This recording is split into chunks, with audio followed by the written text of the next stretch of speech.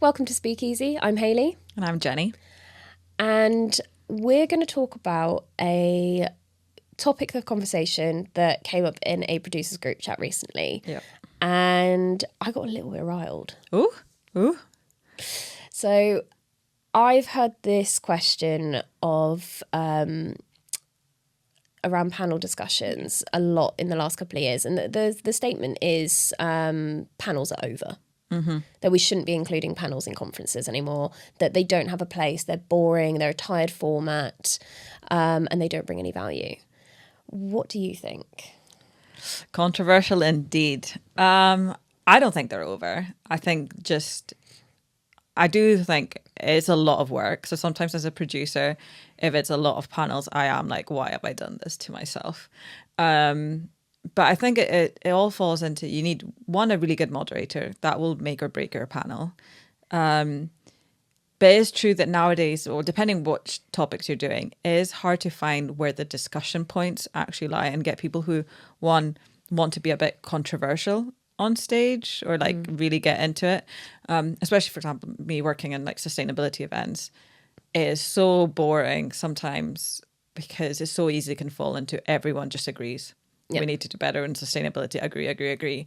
And you're trying to, I always in the pre-panel calls try and get that kind of like, let's find where the tension is. Let's find where where you disagree, like where you might agree. Like we all know where you can agree on, but let's try and find where each speaker can have a different point of view. There's a reason you've all been asked to be part of a panel, and it's because we think you all come from this with a different angle. Yeah. So I don't think they're over. I just think they need a little bit more thought and care, perhaps, than what a lot of producers, one, have the capacity to put into it. What do you think about that? I think panels are tried and true. And I think they're a great way to have multiple points of view on a singular topic. Mm-hmm. And especially those big topics, that are in all industries. And there are loads of speakers that want to talk about it. And they go, I really want to do a session on this. And you go, well, I've got 4 other people that also want to do it. Can you do this in like a really good collaborative session? Mm-hmm. And multiple points of view on a singular issue, sharing their experience of either how they've dealt with something or how they're currently going through the process, or maybe their involvement in something like, let's say it's a policy change or something, and you could bring in like a minister or, somebody from an association that's putting through maybe a new piece of regulation. Then you could bring in a practitioner and like an end user or something. So you could have like that full spectrum of something that's happening, and then get all of those points of views on one and have them in like a really good open conversation.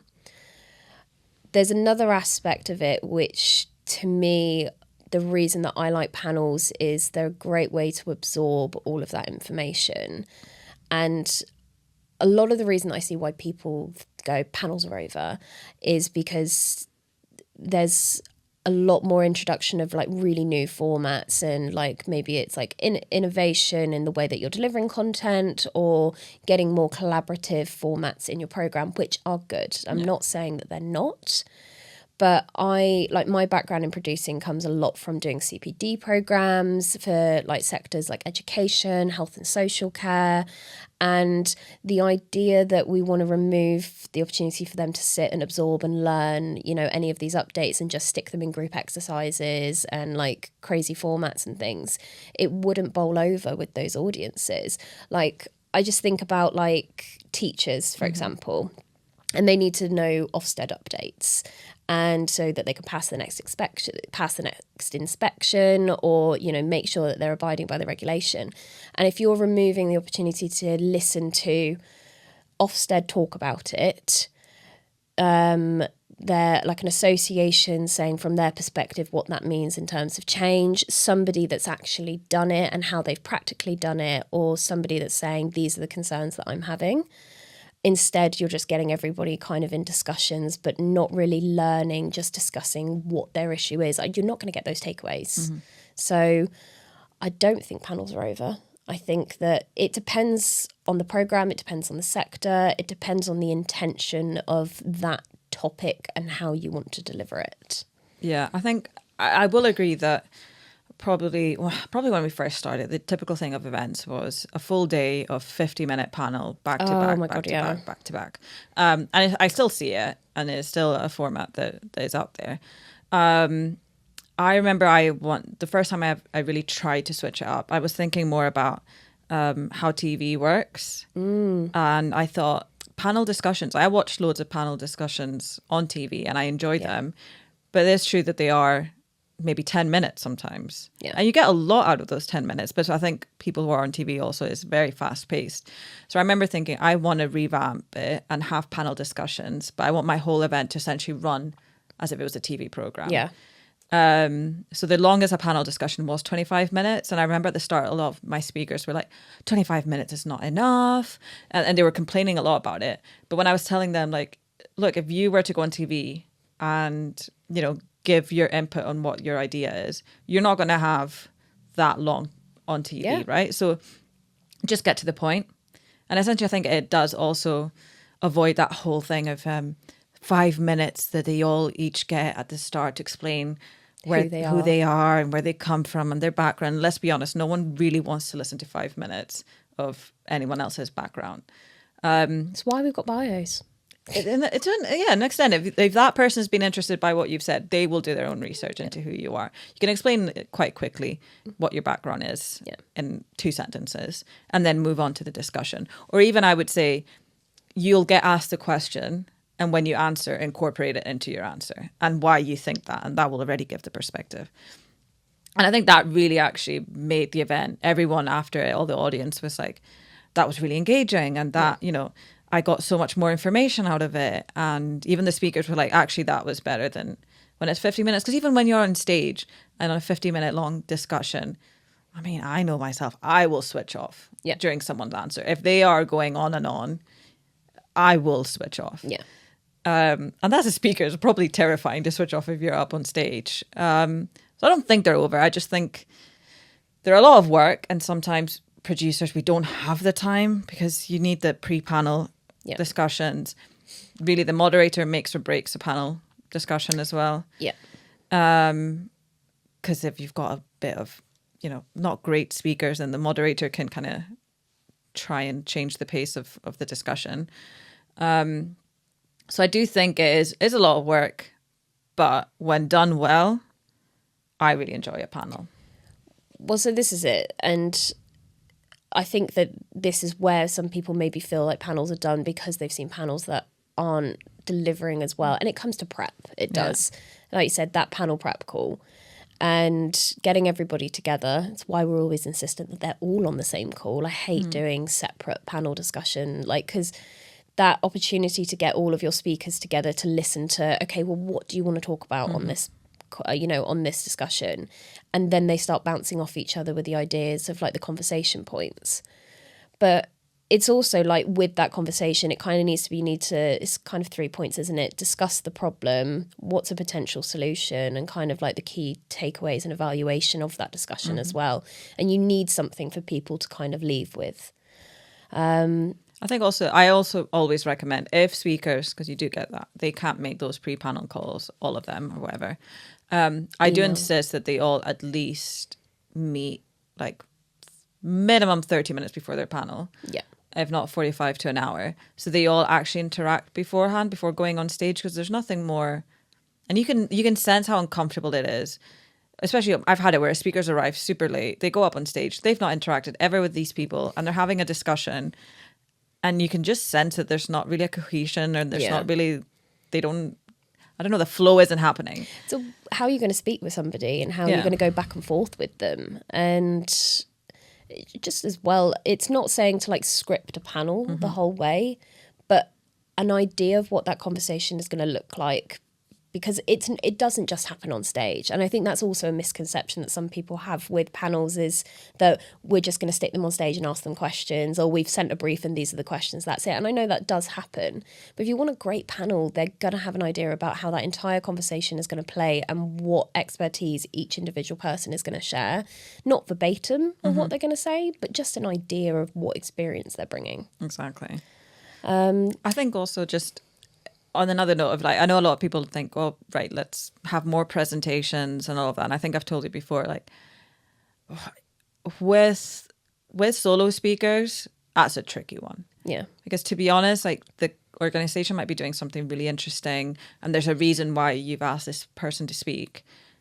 But that they might not be the strongest solo speaker. And at least, and that can be really uncomfortable. Yeah. If all you're relying is on a solo speaker who's up on stage just really not bringing the energy, not bringing just that enthusiasm, then it's just kind of, I don't know, it becomes awkward. I think as an audience member, you're also there thinking, that person's up on stage sometimes feeling uncomfortable, and the whole thing can be... It's also discovering new speakers for your industry. Yeah. I've done it loads where I've worked with people on their first ever speaking engagement. Public speaking, I would never stick a first time speaker on a solo session. Solo presentation, no. Unless they proved to me that they could do that very comfortably, and like we would do a call to go over it and they go, yeah, that's absolutely fine. I would rather stick them in a panel first to just let them get their feet on public speaking. And I know people might go, can you really make that judgment call? Like if they say they want to do a solo presentation, let them. It's once you get on stage, it is such a different feeling. And the first ever speaking engagement I did was actually a solo presentation. No. Terrifying. And I did it, but I definitely was more confident walking on stage. And then once I stood on stage, I went, oh God. And there was parts of it and I fumbled. Yeah. And then I started doing more panel engagements and I just found so much more comfortability of being on stage. And it's so funny because I delivered hundreds of sessions at this point as a producer, but always behind the scenes. I know what it looks like, you know, to be on stage and present, what makes a good presentation, but actually delivering it myself is an entirely different bag. And so now when you're recruiting for an event, and let's say, yeah, you need like 50, 60, 70, 100 speakers, and part of that is going to be made up by panels because that brings up your numbers and the companies that are attending and representing in that speaker lineup. But if you're going to keep bringing on more speakers every year and you need to find new voices, sometimes you're going to have first-time speakers and it's best to pop them in a panel to let them find their feet as a public speaker. And then maybe next year they could do something that's a solo. No, I agree. I think at the end of the day, I think events nowadays, it's all about mixing it up. Yeah. Like if it's all panels, people will feel that repetition and get bored of it. Absolutely. If it's all workshops, to be honest, people get fatigued by it as well. And then if it's all presentations, again, like it's anything that has to do with repetition, I think our brains nowadays, and everyone, we're not wired for repetition. We're wired for constantly things changing. Yeah. And I think in our audience, especially, right, let's say 100 to 250 people, all those people are going to be very different in what they like and what they enjoy as audiences. So some people will really enjoy the panel discussions. Others are all about those solo presentations, and others all want engagement and interacting with their peers. So the more you can mix it up, you're going to get, in general, an audience that is quite happy. Yeah. Because you're going to have members that are getting what they want. No, exactly. And there's, what was it? The other point is that, you know, when people attend conferences or exhibitions, anything with a content program, I think we have to remember we're not the only reason that they're there. Don't get me wrong, content is a huge driving force for why people attend an event. But depending on the event as well, there'll be networking, there'll be the exhibition centre or any kind of stands, people wanting to meet, you know, suppliers. We're not, as much as we love to think that we're the reason that they're all there. And I do say that we are one of the biggest drivers. Content definitely is. If people are going to go there to learn, they don't want to just go shake hands, eat canapes and wander around a few stands. Content's a huge driver, but there's lots of other things happening. So I think that where there's this conversation of we should be having all of these really interactive and engaging formats going on, that on top of needing to network and meet people and, you know, all of that can be really overwhelming. Yeah. And sometimes just the opportunity to sit in a chair for maybe an hour to listen to a couple of different sessions, a solo presentation, a panel and a keynote could be quite nice. Yeah, I mean, I've even gone to events sometimes and just used those panel discussions as a moment to sit down and just kind of have like a little, like, you're absorbing, you're there getting the content, but it's just a moment that you're not having to network, you're not having to interact, and you can just kind of relax a little bit during an event, which can be quite overwhelming when you're attending them. But But yeah, I think in general, I wouldn't say they're dead. I just No. think you really need to think about your audience and how best they fit in. But it is true that sometimes as producers, you're just not given enough time, and you get told just do 6 panels in one day, and And call it a day. and call it a day, and that's what you're going to do. I think, I don't think they're dead. I think they just need the work put into them. Because I've seen some great panel discussions, and you can tell when that work has been done to really identify what the issue is and have a great conversation about several different points of views, and then those like really great takeaways that people feel quite inspired or relieved or reassured, whatever the issue is. So, I think we've actually forgotten one thing though, Okay. in all of this. It's about how we also with panels take into consideration how you're going to get the audience involved in the discussion sometimes. Yeah. So obviously Slido is a massive one that everyone uses. I love Slido. I do. I think it's good. What I actually tend to suggest to moderators is I say I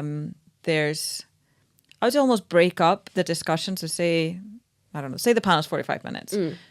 I say try and tackle 3 topics. So you're going to break it in and bring in the audience at the end of each of those topics.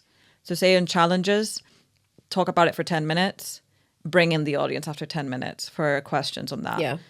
Don't do the usual 30-minute everyone discussion and 15-minute Q&A, because probably questions that people had at the start of points that you said no longer feel relevant to ask. They probably forgot those questions. And I think that's when you get that moment as well of any questions from the audience, and it's awkwardly and painfully quiet out there. Yeah. I think Slido is good as well. I do like the polling. What was it? Let's say if there's a statement or something, and we can poll at the beginning going, how do you agree with the statement? And then at the end, see if anything's changed there. It's not always accurate because not the same people might vote on that, or they might have not voted on the first one and they don't vote on the second one. But also, like we were saying about getting questions, you can feed in a couple of, in the beginning, you can have a couple of set questions to make sure that Q&A isn't empty. Yeah. But also, so the moderator can choose which ones would actually be good to ask. I've seen too many times where somebody asks a really horrible question on a mic, and then the speakers, like, there's not really a great way to answer it, especially when I've worked with, like, government organisations or something, and they've been asked a very direct question and they need to do the kind of press office response. Do you know what I mean? I know exactly what you mean. Yeah. And then we'll get back to you on that one, basically. So, yeah. So yes, I guess to sum it up, we don't think panels are over. They just need a bit more care and love. Yeah. And rethinking about it. Basically. So, thank you guys for listening, and we'll catch you on the next one. See you soon.